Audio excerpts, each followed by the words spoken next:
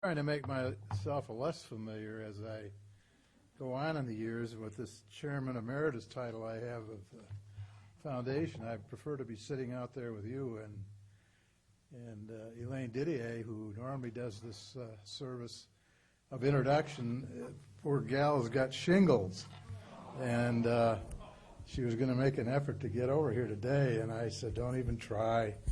I'll try and bring back what I used to do and do it, and you stay where you are. So it's a pleasure to have all of you here.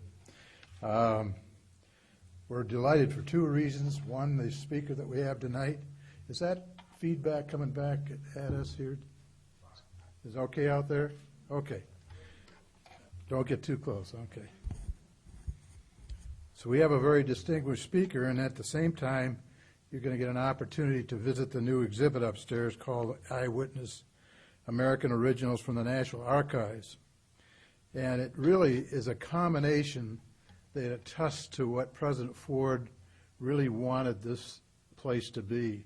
And I've mentioned it many times, and it's a place of living history. So here we have a very distinguished speaker tonight that knows a lot about, has been an eyewitness to history, and we have an exhibit at the same time. This exhibit, by the way, came from the National Archives, where it had a 6-month stay when it started. It's only going to travel to 6 sites actually. This site now, it'll go to the Carter Museum. It will go also to the Nixon Museum, and then 3 historical museums. So we're very delighted that we could have this exhibit here today. It draws on a great deal of material from the National Archives, over 200 years of the history of the United States. 10 days ago, and a number of you were here when we were honored to host Congressman John Lewis, as you know, who was a key participant in one of the events featured in this exhibit, and that was when the story of the peaceful civil rights demonstration in Selma, Alabama in 1965. Our speaker this evening was also an eyewitness to another critical event in our nation's history, the confirmation hearings for then Congressman Gerald R. Ford to become the first and the only vice president selected under the terms of the 25th Amendment. Professor Benton Becker has had a very diverse and distinguished career as an attorney both in private practice and government service, as well as a highly respected and sought-after teacher and lecturer in the area of constitutional law. He earned his undergraduate degree from the University of Maryland, his law degree from American University. He served on the faculty at the University of Miami in Florida, and currently is on the faculty of St. Thomas University in Fort Lauderdale. I think if you're really retired, that's not a bad place to be teaching law. In addition to his full-time teaching law, Benton is a frequent and popular speaker at universities and other public venues. He serves as a member of the Board of Trustees of the Gerald R. Ford Foundation, which has been my pleasure to get to know him as a friend and professionally as a fellow trustee. His legal experience got started in the United States Department of Justice, the Criminal Division. After moving from the government to private practice, Congressman Ford was among his first clients to contact him for legal services. When Spiro Agnew resigned and Congressman Ford was nominated to become vice president, Benton served as Ford's counsel before the Senate Rules Committee and the House Judiciary Committee during the confirmation hearings. As this was the first time in history that the 25th Amendment to the Constitution was implemented since it was ratified in 1967, Benton's strong constitutional expertise was invaluable throughout the process, and I think we'll hear about that tonight. When Richard Nixon's presidency began to dissolve, Benton assisted with the transition in power and then played a key role representing the White House in the negotiations regarding the pardon of President Nixon and the disposition of Nixon administration records and tapes. He has truly been a key player and direct eyewitness to an amazing period of constitutional crisis in our nation's history. I am honored to welcome a longtime friend of President Ford and a great supporter of the Ford Library and Museum. Please welcome Professor Benton Becker.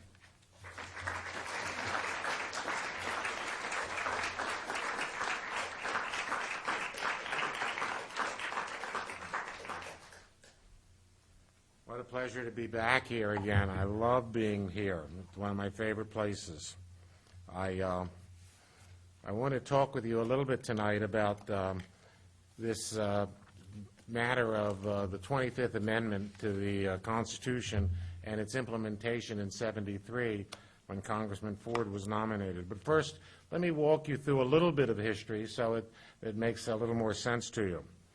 Way back in 1788, when they wrote the document, the Constitution, they didn't really give a lot of thought to the office of Vice President. As a matter of fact, they don't even have any qualifications for the office of Vice President. It doesn't have to be a he, doesn't have to be 35, doesn't have to be anything. All of the qualifications in the Constitution speak of the office of the President.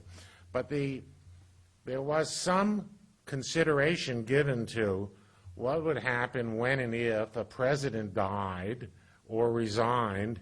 What would happen to that office of that person who was vice president? Would he become president?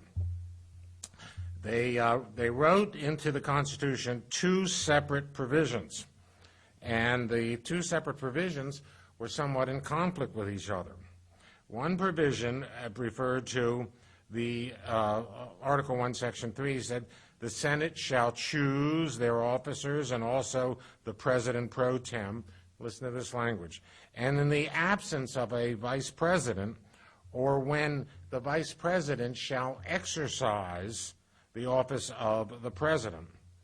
Now, in Article 1, a different section of the Constitution, they wrote that the Constitution says, "In case of the removal of the president from office or from his death or removal for a disability to discharge his powers, the duties of that office shall be conducted by and devolved to the vice president."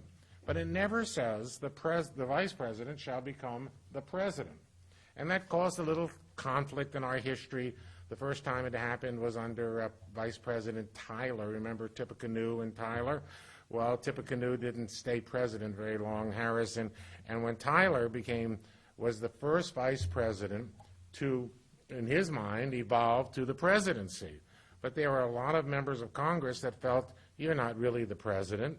You're the acting president because the Constitution doesn't give you the authority to be president. But Tyler was a Virginia aristocrat, and he felt very strongly that he was president. And not only that, he felt that he should be addressed as, not Mr. President, but as, you ready for this? Your Excellency. Your Excellency. And he told the members of Congress, refer to me as Your Excellency. Well, the members of Congress weren't even satisfied that he was president. And maybe he had the powers of the president. And so instead of Your Excellency, Mr. Tyler, President Tyler, the remainder of his presidency was referred to, maybe not to his face, but everywhere else, as Your Accidency. So that was Mr. Tyler's problem. We never really had that problem, furthermore, but in the late 60s, Senator Birch Bayh from Indiana, the father of Evan Bayh, began to author a document known as the 25th, later to become the 25th Amendment. The 25th Amendment was a document that had two primary purposes. One, to resolve that question altogether. Vice presidents become president when there's a vacancy in the office of president. And the other was to resolve a disability question.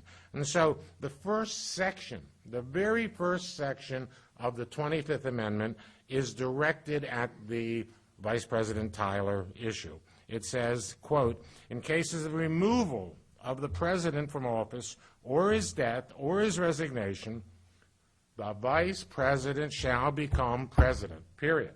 Pretty clear, pretty clear. So no more issue.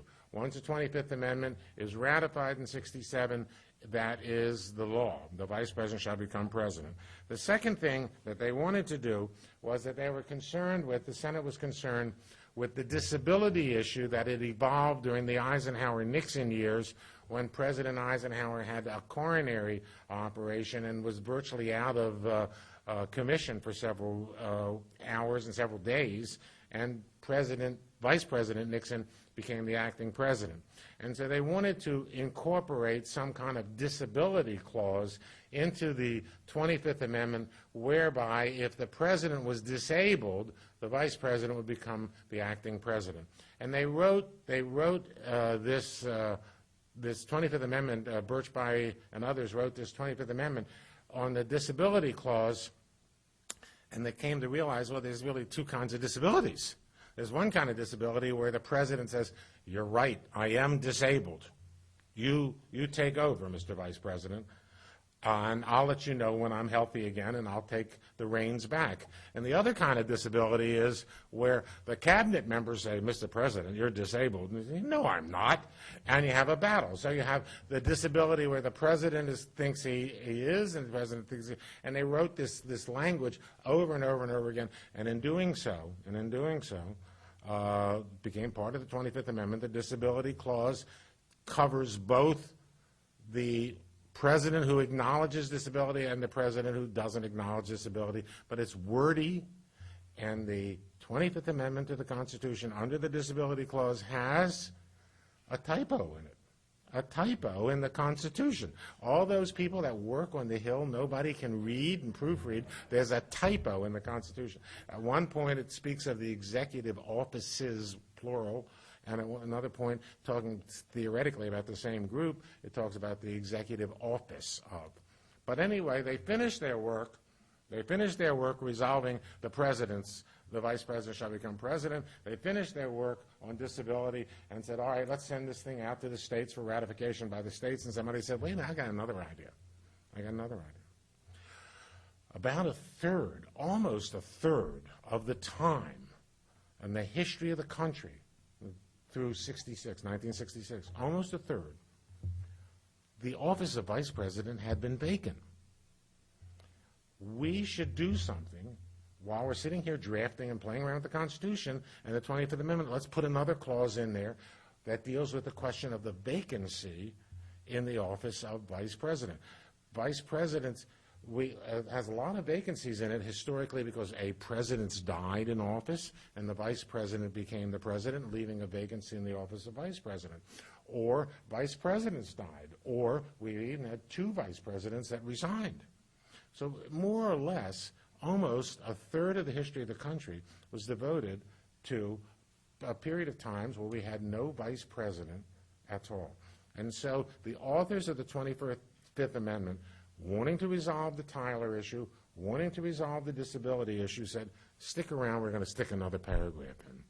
And they stuck another paragraph in. And they said when there is a vacancy in the office of vice president, the following could occur.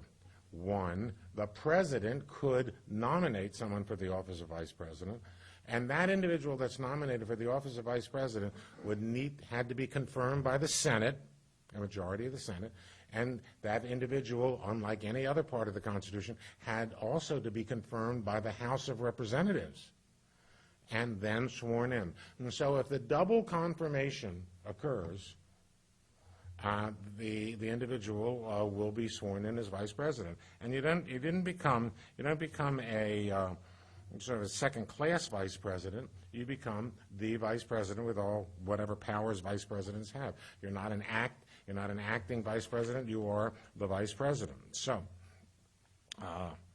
those vacancies are there.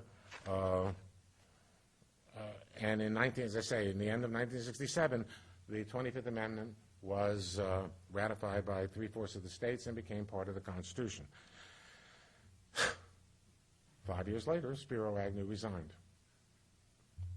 September 1973, Spiro Agnew resigned. And lo and behold, once again, we have a vacancy in the office of vice president.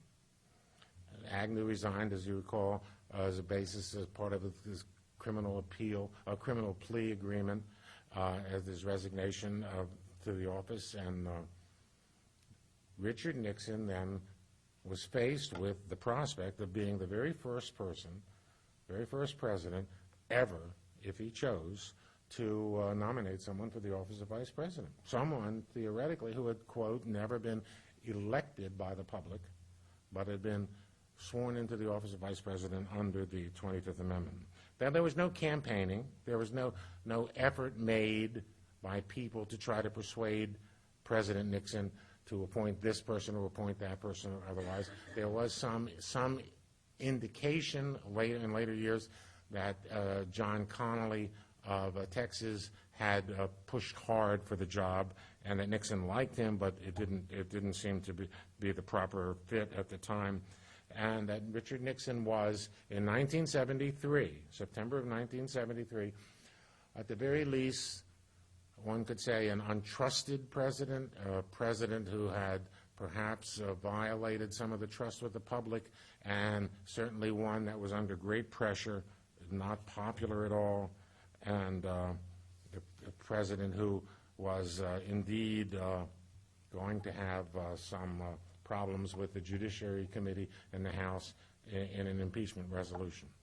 I remember this so very well because I was in Orlando, Florida at the time trying a case, and I had completed trying the case. I can remember it like it was yesterday. I'd been down there. I lived in Washington, D.C., and I had been down there for 5 or 6 days trying a case, and we had finished, and we had won, and we were going out to dinner and coming home the next day, and I went back to the hotel, and there was a telephone call from Congressman Gerald Ford. And I returned the call to Congressman Ford, an individual I had known. I'll go into that a little bit with you. And he was whispering. He was whispering. I said, I can't hear you. I cannot hear you. I said, something wrong with his telephone? I said, what? This is not a man that whispers. This is a man that speaks up. And when I finally could hear what he said, he's moved to another room, and he said, the first thing he said was that tonight on television, Nixon is going to nominate me to the office of Vice President. And I said, oh, that's exciting. He said, I'm supposed to act surprised. I said, okay. And then he said, what do you know, or do you know much about the 25th Amendment? And I said, very little actually, but by the time I get back to Washington, I will know. And he said, I need you to represent me because I have to be confirmed by both the Senate and by the House. And I will have to appear, he would have to appear before a committee of the Senate that will ask him all kinds of questions about everything under the sun. And then that committee will report to the body, the Senate body, and the Senate body will vote confirmation or non-confirmation. If we get past that stage, then you have to repeat that process at a committee of the House of Representatives. We'll ask questions of the same nature and subject matter, and they will then report their findings to the body, and the body will vote for that, whether to confirm or not to confirm. And so there became a massive project because this individual that was nominated was an individual that had not a lot of baggage. He had not a lot of baggage, but he had a lot of history. He had served 22 years in the House as of that time. He had engaged himself in 11 congressional elections. He had cast literally thousands of votes in the House. He had written literally thousands of letters to federal agencies on behalf of constituents.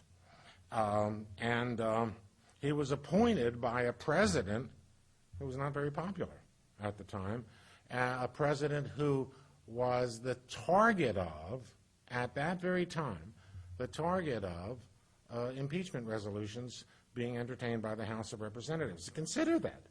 Consider that. The person that nominated Gerald Ford for the office of Vice President at the time of the nomination was himself the target of impeachment proceedings pending in the House of Representatives.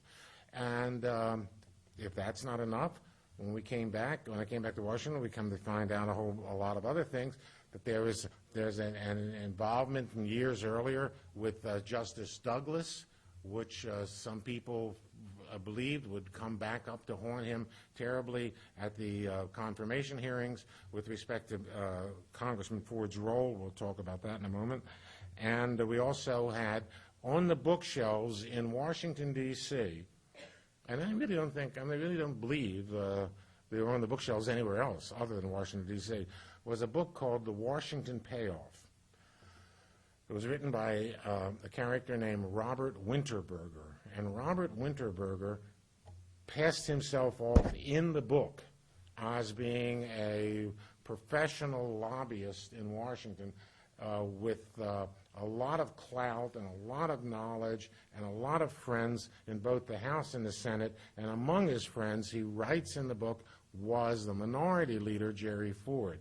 And he writes about all the favors that Jerry Ford, as minority leader, did for Robert Winterberger. And he writes in his book that he paid Jerry Ford in cash for these things. Not a word of it is true. Not a word of it is true. But here is a man who has now been nominated for the office of vice president, and we're going to undertake a new procedure that's never been undertaken before, ever in the history of the country, because the 25th Amendment is brand new. And we now have a president that's done the nomination process that has many, many enemies in the Congress. We know that he the FBI has agreed with the members of the Congress to conduct an investigation about the background and the quality of this nominee. We know that the FBI has devoted in excess of 40 full-time agents to that job, all over, here in Grand Rapids, everywhere else, all over, finding background material on Congressman Ford. We know that the FBI, by prior agreement, is going to give the raw FBI reports, not to Congressman Ford, not to the nominee. They're going to give the raw FBI report to the chairman of the House Rules Committee, which is the committee that will have to, the Senate Rules Committee that he's going to have to appear before at the Senate, and he's going to have, and they're going to give the raw FBI reports to the chairman of the House Judiciary Committee that's going to have to appear before, and those chairmen will make decisions as to whether they want to give it to the staff members or the other members of the committee. But you have a lot of people. We know that there's going to be an IRS investigation review of the last 10 years of his tax returns.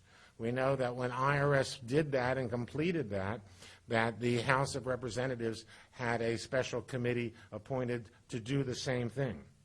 And we know that when that was done, a third audit of the last 10 years of every penny that he ever had was reviewed by a joint committee of the House and the Senate.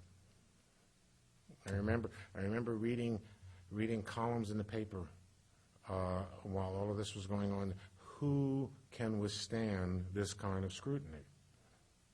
There were the kind of scrutiny that we've never seen before, and it's a practical matter. Some of the people that were anxious to embarrass or accuse Richard Nixon of this or that saw Gerald Ford as a target that they could reach, as opposed to they could never quite get to Jerry Ford. I mean, to President Nixon. So we had about a month. We had about 1 month between the nomination and the first appearance before the Senate Rules Committee. And we decided that, considering the climate, the political climate in Washington and what was going on, and one need only read the Washington Post every morning with new revelations by Woodward and Bernstein every day, that we were not really confirming a vice president. We were going to be confirming a president. And we also made the very clear decisions that this man, Gerald Ford, this Congressman Gerald Ford, well known in the Grand Rapids area, well known in Washington politics as a minority leader, but not known nationally. He really had no major name recognition. And people didn't recognize his name, and they didn't know too much about him. And we decided to make use of this congressional hearings, both before the Senate and the House, as an educational tool to the American public. We want the American public to see Jerry Ford the way we see him. We want the honesty, the kind of man that he is. We want that to come through on the hearings, not any Agnew-type issues, not any kind of dark side issues. The kind of man that he is, we want the public to see him, because when and if he ever becomes president, he's not going to be just president of the Richard Nixon people in the Republican Party. He's going to become president of everyone. And we wanted everyone to share with us that kind of concept of how we felt like Richard Nixon would be, Gerald Ford would be. And so toward that end, we decided that no matter how many days or how many hours Congressman Ford had to appear before the Senate committee, and how many days and how many hours Congressman Ford had to appear before the House committee, it mattered not. No question, no matter how hostile or friendly, no question that would be propounded to him would A, go unanswered, and B, not be anticipated. We would anticipate every question that came before him during this period. And toward that end, we organized some 28 lawyers in the Washington area, friends from justice and otherwise, who were given special assignments. Each one was given a simple one portion of his life. If you were one of the lawyers assigned that I would assign in that instance, I might assign political contributions to you in the 1954 congressional campaign. And I want to know everything about that. I want you to be an expert on that, and I want you to give me materials and documents and questions and anything that could come up about that subject, and give it to me so I know everything about that subject, and you don't know anything else. You are my 1954 expert on contributions. You might be my expert on speeches made by Congressman Ford in the House in the last 5 years. You might be my expert on votes made by the congressman. There was so much in 22 years to anticipate, and so much of a potentially hostile audience waiting for us, that we had a lot of work to do. Evolving from all of that process were, picture this if you can, three-ring notebooks, red, white, and blue, and each notebook had tabs in it, roughly about 100 to 130 tabs in it, and each notebook had a separate subject. The white notebook was contributions, the blue notebook were votes and speeches, the red notebook were personal family matters, minority leader actions taken by Congressman Ford, and relationship with Richard Nixon. Each one had tabs in it. The congressman had a set, and I had a set. And the plan was that when the senator began to ask a question, or when the congressman before the House began to ask the question, we would recognize that this was a question on a vote to the 65 Civil Rights Act, and we would go immediately to the appropriate, immediately to the appropriate book and say, Red 37. And he'd turn to Red 37, and he'd say, oh, I'm so glad you asked that question, because boom, boom, boom, boom, and Congressman, if you don't mind, I have 3 exhibits I'd like to put into the record. And the congressman, who thought he was harming him and trying to make him look bad by forcing a question that seemed to get a negative answer, would be shocked. All I can tell you about that is President Ford enjoyed that so much. I had a difficult time with it, but he enjoyed it so much. He really did. All right. So let me give you a little more about the preparation. I'll tell you a couple of things that happened. that are kind of interesting little side notes. If I won't bore you too long with it. That about a week into the process, before we had appeared before either of the committees, I was in his office, and we were going over some questions and answers from the anticipated questions and his proposed answers, how I should answer it, and we outlined it and had, as I say, exhibits in it. And we going over those. Just he and I and my partner, Dick Haber, were in the office, in the minority leader's office, and the secretary walked in. And she said, General Haig is on line 3. That would be Al Haig, who at the time was Richard Nixon's chief of staff. Now, I try to picture this if you can. Congressman Ford, then Congressman Ford, is sitting behind his desk. I'm on the other side of the desk, and he kind of leans back and takes the phone. And so I can hear clearly one side of the conversation. And when I'm hearing, how are you, General, nice of you to call, blah, blah, blah, and I hear him say, that many agents have been assigned, my goodness. And they've been there as well, and they've interviewed him. I hear him say, they've interviewed him? My goodness, how did they find him? And it's pretty clear to me that Al Haig, the chief of staff, Nixon's chief of staff, is calling the nominee and telling the nominee what the FBI is finding in their FBI reports.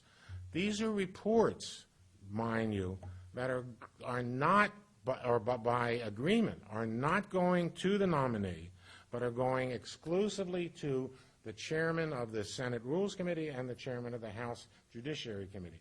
These are reports that many members of the Senate and many members of the House have been screaming and yelling about, that they want to see these reports. They don't want summaries by their chairperson of their committees. They want to see the reports. And it's unfair, not blaming it on Ford, but there was claiming it was unfair. And now, given that kind of atmosphere, I hear the chief of staff of the White House is surreptitiously telling the nominee what's in the reports.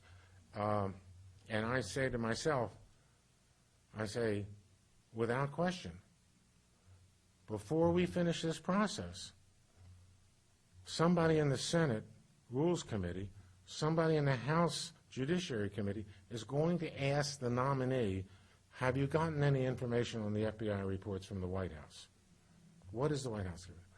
And all of this is going on within 15, 20, 30 seconds, and I hear, my goodness gracious, they found him. How in the world did they find him? What did he tell them? You know, and so I walked around the desk and sort of mouthed, says, give me the phone, give me the phone. And he's, you know, he was giving me one of these looks, and I said, give me the phone. He said, gave me the phone. And I took the phone, and Al Haig was describing an FBI interview. I had never met Al Haig before. I said, General, and I finally caught his attention. And I said, I introduced myself, and I said, I'm going to represent the congressman before the committees, and before this is over, somebody's going to ask him if anybody in the White House has given him any information from the FBI reports, and when they ask him that, he's going to say no, and that's going to be a truthful answer. As a general, we don't want you to do this anymore. We're not going to take any more of your calls. There was, and I use the word advisedly, deadening silence on like 20 seconds. And then the next words spoken by Al Haig were, could I have your name again, please? And I said, oh, boy, Benton, you're going to be audited for the rest of your life or something like that. So, but they didn't. They stayed away. They stayed away. They never gave him any more information. And indeed, at the Senate and at the House, Congressman Ford was asked that question, and his answer was no. His answer was no. I just told Marty an interesting little cute story as well that I thought it might be of interest to you as well, and that is the Friday before the Monday, that we are appearing before the Senate Rules Committee. On Monday morning at 10 o'clock, the nominee for the office of Vice President for the first time in almost a 200-year history of the United States is going to appear before a Senate committee for confirmation for the office of Vice President. This is serious stuff. And this is the Friday before that Monday, and I've spent maybe half of the day or more of the day with him going over the questions again in the books. And we're fine. I said, boy, you sound terrific. You sound terrific. I'll come here about 8:30 on Monday morning. We'll have a cup of coffee. We'll go over anything. If you have any last-minute questions, we can go over them. And he said to me, he says, Benton, I have one or two questions about how you want me to handle some of this issue or that issue. He said, can I impose on you to come tomorrow morning, Saturday morning? I said, sure. He said, just for a while. I said, sure. He said, come on up to my office, and we'll find a place where we can work. So I told my wife that night, who I think I recognized her. I hadn't seen her in a month. You know, a totally absent husband because of this. And I said, I'll be back. And she said, well, you know, our oldest son is having a soccer game at 1 o'clock. I'll be there. You know, we're having dinner with the Rosens at 6:30. Oh, I'll be there. Okay. Oh, no problem. It's just a couple hours. So this is the Saturday before the Monday. And I went to the Capitol and the minority leader's office, and he took me on an elevator, and he took me down some steps, and he took me in another elevator, and some secret little rooms down in the basement of the Capitol, into a little quiet little room where there was a little conference table, and we worked. We worked Saturday morning in anticipation of Monday's appearance. And we worked, and I have a vague memory of sandwiches being served for lunch. And the next thing I knew, it was almost 5:30, 5:45, and he said, all right, I'll see you Monday. We're fine. I'm ready. I appreciate your time. And I said, my time, it was 5:30. I said, you can't leave. I'm calling my wife. So I called my wife, and my wife, and Marty, this is taped, is it not? Yes, my wife is a wonderful person. The sweetest, kindest, nicest person in the world.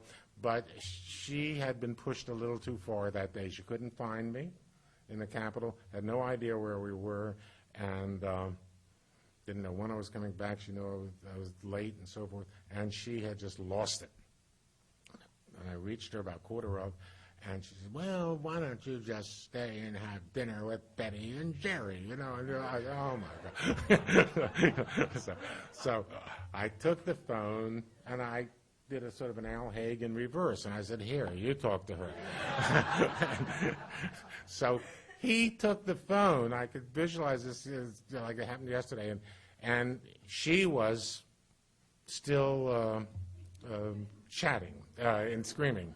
And I would say, Joanne, and you hear, and Joanne tells the story that on the third Joanne, she realized it wasn't me.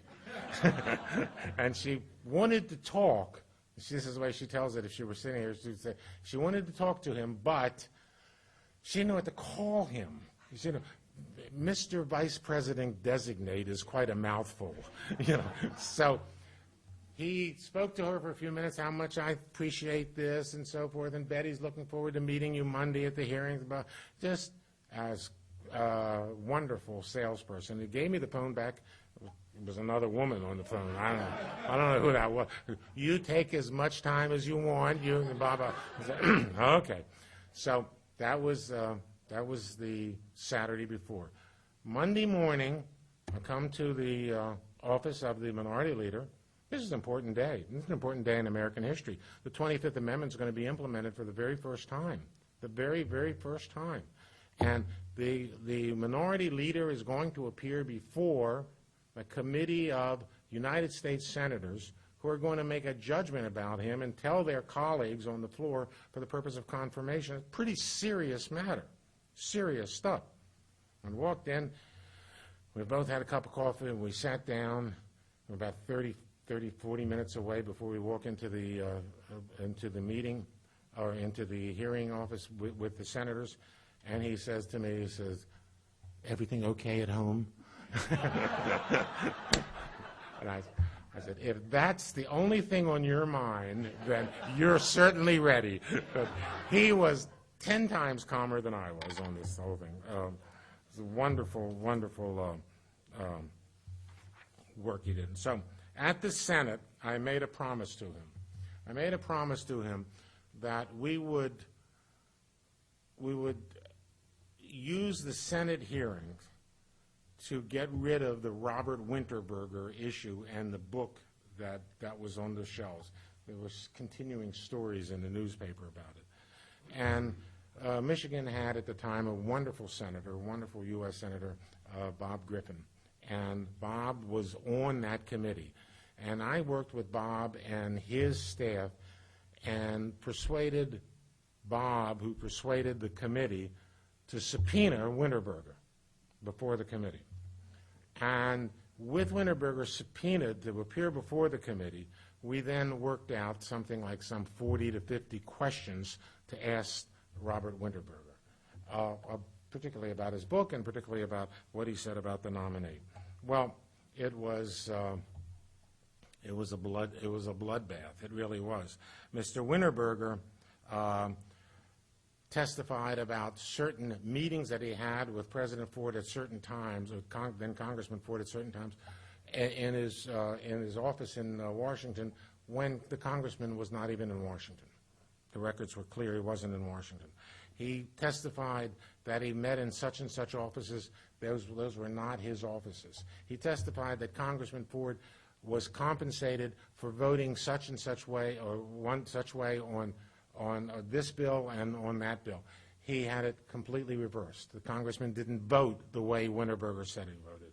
He was in deep left field, and not a soul believed him. The committee took his testimony, Winterberger's testimony, and sent it to the Justice Department for evaluation of possible perjury. And we never heard about Robert Winterberger after that. Robert Winterberger ended with the Senate. The Senate voted on November 27th, 92-3 in favor of confirmation. We were halfway finished. Now we had to go to the House. The House was an interesting question. The Speaker of the House, of course, is the majority leader of the majority party of the House, and at that time it was Carl Albert, who was a Democrat, that was a majority leader of the House. And the Speaker of the House is also the third person in line for the presidency. Only in this case, the Speaker of the House was the second person in line because there was no vice president. So in the event of a presidential resignation, in the event of a presidential death of President Nixon, or in the event of an impeachment of President Nixon, in the absence of a vacancy in the office of vice president, Carl Albert would become president. And Carl Albert controls, the Speaker of the House controls the House of Representatives, and the only way a person can become vice president is get confirmed by the House of Representatives. All of these interesting little historical facts. Add to that, there are something like there were at the time 9 standing committees of the House of Representatives that were in existence, and some 12 other committees that could have been the committee that the nominee for the office of vice president was sent to. The way he went to the Senate Rules Committee, he could have gone to any one of these committees. Speaker Albert decided that the appropriate committee for the nominee to appear before happened to be the very same committee of the House of Representatives that at that point in time was entertaining 6 resolutions of impeachment against the man who nominated Gerald Ford to the presidency. The House Judiciary Committee is where we ended up, and the House Judiciary Committee had resolutions of impeachment against Richard Nixon, and now they had to vote on the question of confirmation of Nixon's nominee for the office of vice president. The House of Representatives Committee also had a number of people, I don't want to be unkind, but it had a number of people who, it was pretty clear, foresaw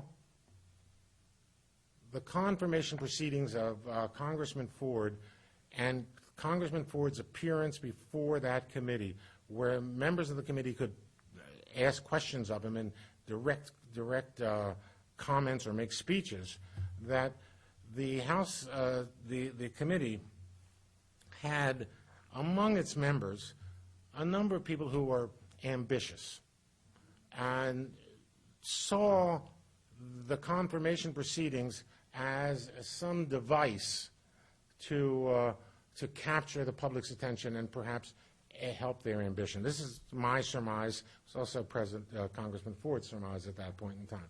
Among these people were, and I'm not suggesting all, several were, and the surest way to get some ink on this was to raise a little hell with the nominee and to point your finger and accuse the nominee of this and accuse the nominee of that.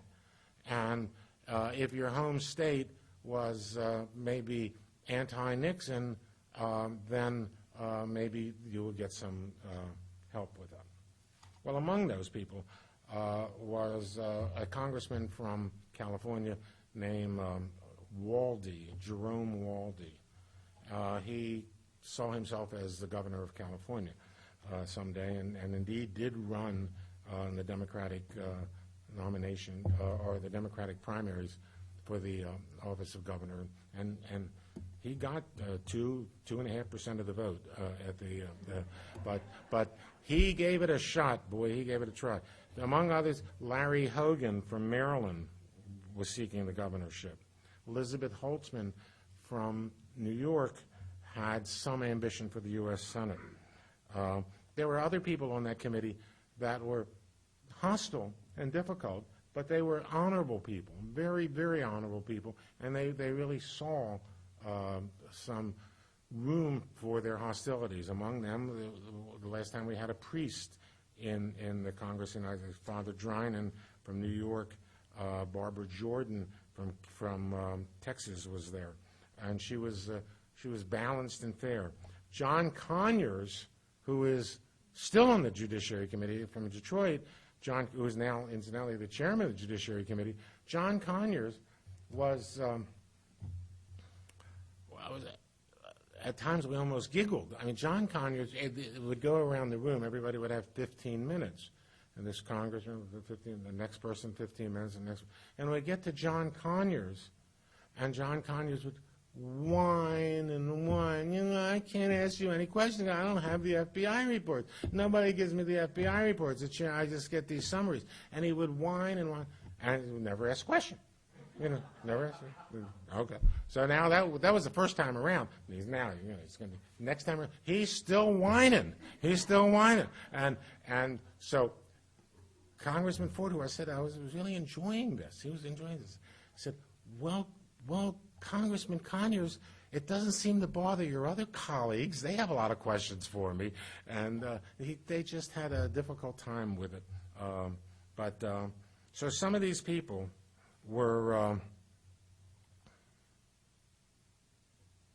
I think, saw themselves, my view was that they saw themselves as perhaps elevating their careers at the expense of this nominee. And in fairness, the committee who was investigating Richard Nixon for impeachment, and the members of that committee, the same people we appeared before, you have this wonderful display upstairs on this, the same people that we appeared before, those committee members were very, very frustrated. They were frustrated at President Nixon's attitude with respect to the production of the tapes. The Supreme Court had not ruled at that point in time. President Nixon's invocation of executive privilege, his invocation of separation of power, and they simply were very, very frustrated. And that frustration, in some instances, I think, focused on the nominee. But we kind of kept our sense of humor about it and our calm about it. I met during that period a lawyer, who was a member of the staff of the committee during the confirmation proceedings, And although she had nothing to do with the confirmation proceedings of President Ford, but she was on the House Judiciary Committee, and she was focused entirely on the impeachment. But I just met her at one of the occasions when I was there. I don't remember whatever happened to her. Her name was Rodham, Hillary Rodham. And nice lady, nice lady. Just to see if you're paying attention.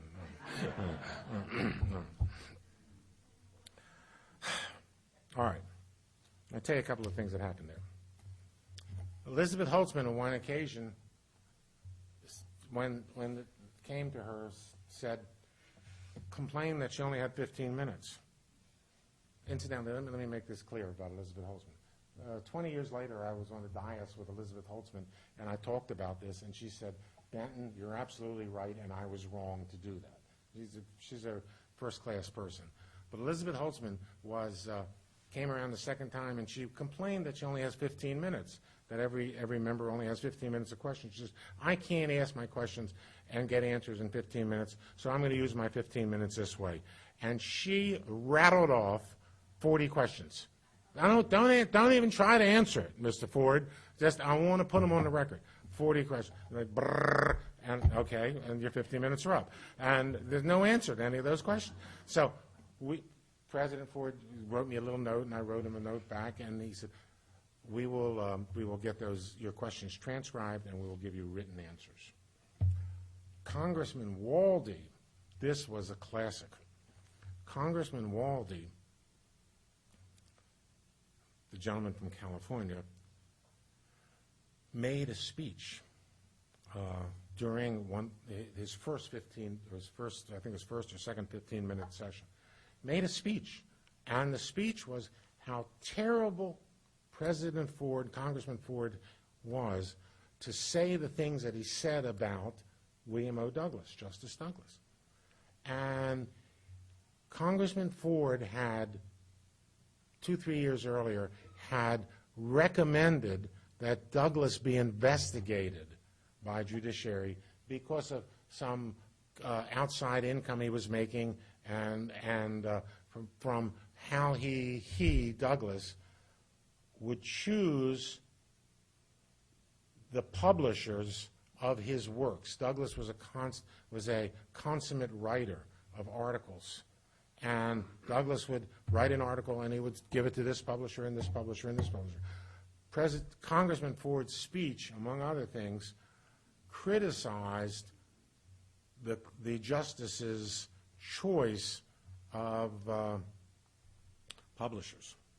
Now, Congressman Waldy, went into this harangue about what a terrible thing you've done. I mean, you didn't Congressman Ford, you didn't substantively criticize what Justice Douglas wrote in those articles, but you criticized where he had them published. And he screamed, it really went on and on and on, and even dropped the name of a magazine, and it sounded like an environmental magazine, if you didn't know anything further, that Douglas had put something in an environmental magazine, and Congressman Ford had, on the floor of the House, criticized that, a magazine called Evergreen. And Jerry Ford went to Blue 37 and pulled out the Evergreen article. Pulled out the Evergreen, the magazine, the whole magazine. Now he did this. He showed the cover to the cameras, and he turned it around, and he said, I hear what you're saying, Congressman Waldy. He said, Justice Douglas's article begins on page 26 and continues on page 27, and then there's a break, and it goes to page 35 and 36. He said, this is the magazine. And then Jerry Ford said, on page 31, there's a nude lady. on page 32, there's two nude ladies.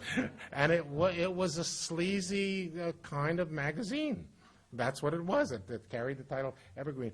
And he's looking at it, And Waldy, who I remember was sitting on the far right, was going nuts. He said, "Is that a terrible? You dare show that magazine to the public?" He said, "This is the magazine I made a speech about." And so it became a circus atmosphere at times. But we had an interesting time. John Conyers, after the whining was over, once then said, on one of the occasions, he said, "I do have some questions." He said, I can see this myself." He said, "I see Mr. Becker, he's always right at your side, and Mr. Becker's partner over there." And he said, "Where?"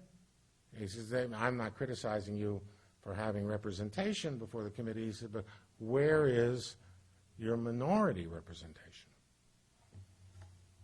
Now, I have to confess, we had not anticipated that.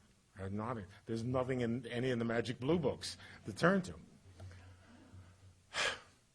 Congressman Ford said, "I don't know if this counts, but Mr. Becker's Jewish." Broke up the place, just broke up the place. As if to say, really, what he really was saying, what a stupid question.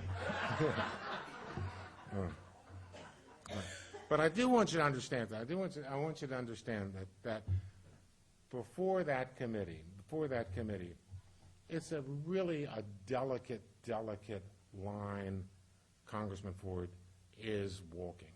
Very, very delicate. On the one hand, he cannot, under any circumstances, look like he's involved with some coup to get Richard Nixon out and to get himself in office. Can't look like that. He cannot look like he's a clone for Spiro Agnew, if you let me in as vice president.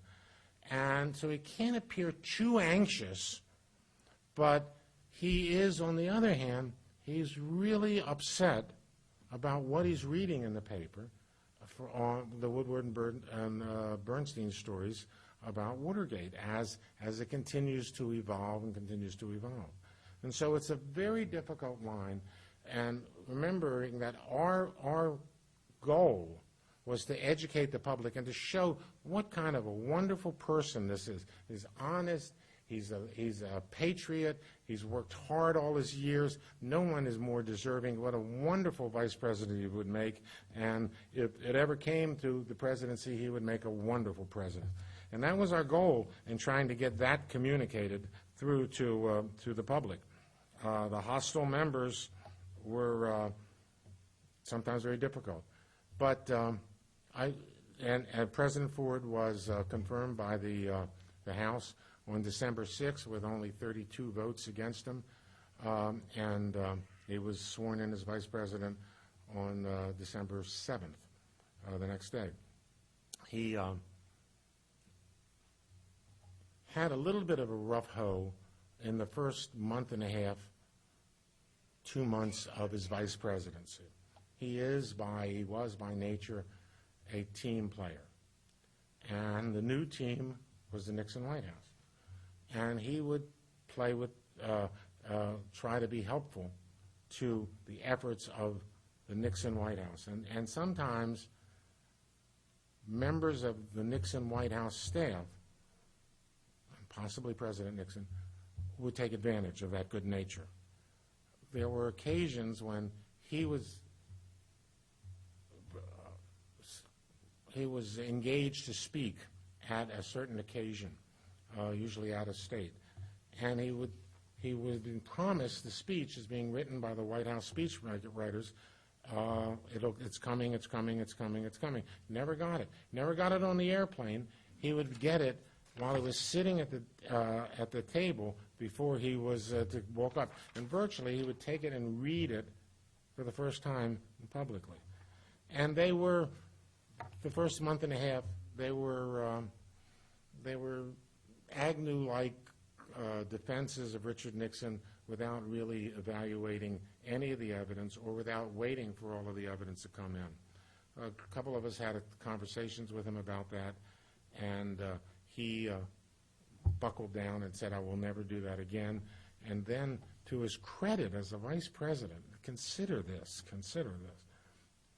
vice president who is nominated to that job by the President of the United States. He walked into a cabinet meeting. Jerry Ford walked into a cabinet meeting. And Richard Nixon's cabinet meetings were very structured, very structured. This happens, everything structured, all scripted. It's all over, let's go home. No, Mr. President, I have something I'd like to say to the cabinet before we adjourn. What is it? And he said to Richard Nixon, the man that nominated him, he said, I can no longer and will no longer publicly defend you in the matter of Watergate. This was immediately after the so-called smoking gun tape came out. That's the kind of guy he was. It was the right thing to do. He didn't like hurting Nixon. He didn't like putting himself in that position, but it was the right thing to do, and he wanted everyone to know about it. All I can tell you is that, from my standpoint, a lawyer who met him during my days in the Department of Justice when we were investigating a congressman and going to prosecute Congressman Adam Clayton Powell, the case that I had in Congress, with an injustice that I had met Congressman Ford at that occasion. And we kind of kept in touch, and over the years, and I had a little bit to do with Jimmy Hoffa's prosecutions as well. And I think we had a very high regard for one another.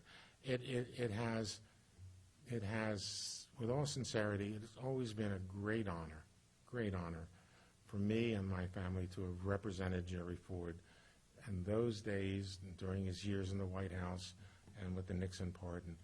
And that great honor continues today. I'm happy to represent him before you today. Thank you very much.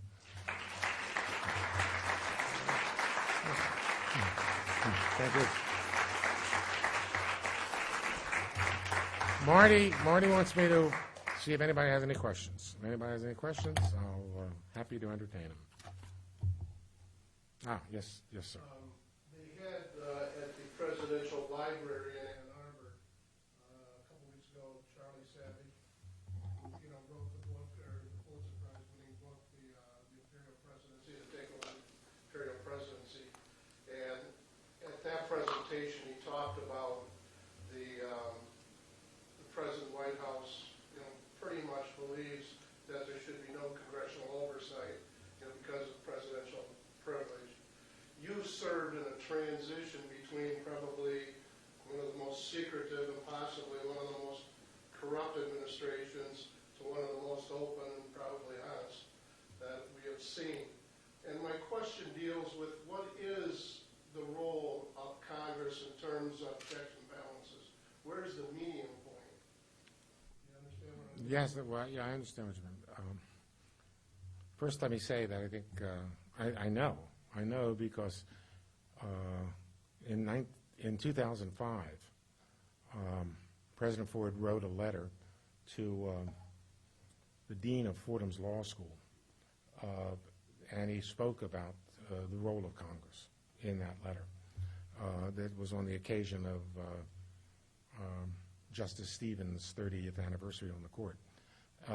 And President Ford had a very strong feeling about Congress having a legitimate oversight function with respect to the executive branch that went beyond the mere monetary function of cutting off dollars. I think if you want to look into his presidency, one of the best ways of looking at that is compare this. If I'll tell you this story and compare and take Jerry Ford out of the presidency and put George W. Bush into the presidency and see what happens.